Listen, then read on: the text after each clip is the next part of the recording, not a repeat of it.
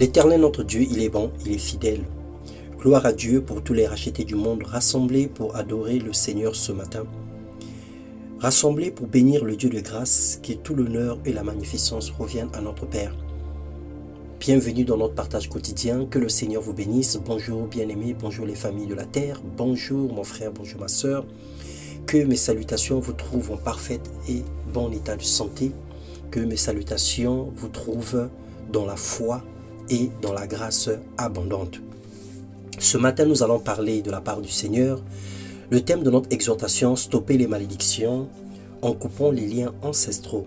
Lorsque nous lisons dans Exode 34, les versets 7, la Bible déclare « Il garde son amour, il pour Dieu, jusqu'à 1000 générations. Il pardonne la faute, la révolte et le péché, mais il ne traite pas le coupable en innocent. Et il punit la faute des pères sur les enfants et les petits-enfants jusqu'à la 3e et la 4e génération. » Le monde spirituel bien-aimé est réel. Satan et ses démons existent. C'est une erreur de l'ignorer, de dire qu'ils n'existent pas, de dire que le monde maléfique est utopique. Le monde des esprits méchants est bien réel. Ils n'ont pas besoin de notre avis pour se manifester ou pour exister, parce qu'ils existent dès lors que le diable a été précipité dans les abîmes ou sur la terre avec ses démons, dans sa chute. Par contre, en prenant conscience du combat spirituel, nous pouvons les repousser loin de notre vie. Ils vont toujours exister, mais ils n'ont pas le droit d'exister dans notre vie. Plusieurs maux et souffrances sont causés par notre conduite, certes, mais aussi suite aux liens ancestraux, ceux que nos parents et arrière-grands-parents auraient commis, qui aujourd'hui suit son cours jusqu'à pourrir notre destinée. Nos ascendants ont fait des choses, des pactes que nous ne maîtrisons pas. Nous vivons ces malheurs parce que la parole de Dieu s'accomplit littéralement. Mais nous pouvons vaincre ces choses car en chaque homme, Dieu a mis la pensée de l'éternité. Dieu a mis en chacun de nous un soupir. Lorsque nous avons des situations, chacun de nous essaie de dire « Oh mon Dieu, Seigneur !» parce qu'il y a la pensée de l'éternité dans notre esprit. Le Saint-Esprit interpelle chaque homme, chaque être vivant. Et Dieu désire que chacun parle soi-même pour se justifier. Si cela n'en était pas ainsi, le Seigneur pouvait délivrer chaque homme sans même qu'il en demande, sans même qu'il en déclare. Mais Dieu veut que chacun parle pour soi, que chaque homme parle pour se justifier. Alors, Dieu s'adresse à deux types de personnes ce matin. Je ne sais pas dans quel camp tu te trouves. La première personne est celle qui joue le jeu du diable et qui fait semblant de vivre, de venir à l'église, de vivre autour de la parole de Dieu, mais demeurant dans la magie, dans la sorcellerie, dans les pratiques occultes, demeurant dans les choses qui le disqualifient dans la présence de Dieu, mais tout en faisant semblant d'appartenir à l'église ou d'être appelé enfant de Dieu. Le Seigneur te dit ceci, ces deux souffrances vont arriver.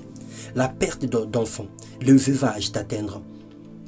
Et en un instant, en un seul jour, elles te frapperont de plein fouet, malgré tous tes rites de sorcellerie, malgré toute la puissance de tes pratiques magiques. Cela est écrit dans Ésaïe 47, le verset 1 au verset 14.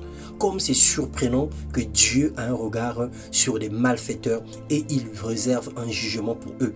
Et la deuxième personne à qui Dieu s'adresse, à ceux qui subissent ces malheurs, ceux qui sont victimes des actes en sorcellant et en voûtant, qui passent des sales nuits, font des cauchemars, attaqués spirituellement, des maris de nuit, des femmes de nuit, des fausses couches causées par des esprits impurs.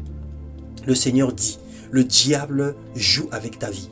Tu peux changer ça si et seulement si tu laisses Jésus combattre pour toi et que tu refuses de faire des alliances avec le mal, que tu changes ta conduite et que tu fermes la porte à Satan. Dans Deutéronome 28, le verset 6, le verset 7, le Seigneur te dit ceci. Tu seras béni à ton arrivée et à ton départ.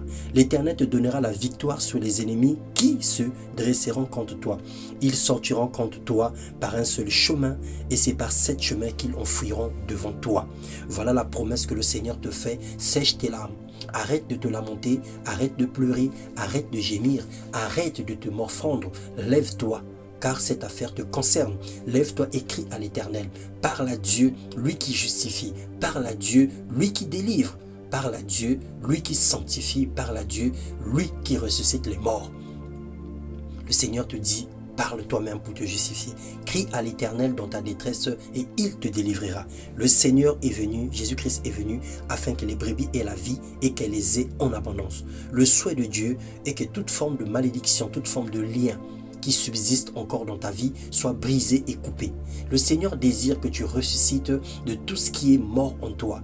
Le Seigneur désire que l'esprit qui a ressuscité Christ entre les morts, que ce même esprit puisse ressusciter ta santé, ressusciter ta foi, ressusciter ta vie, ressusciter ton mariage, ressusciter ton couple, ressusciter la vie de tes enfants, ressusciter leur éducation, ressusciter tes finances et tout ce qui va mal dans ta vie.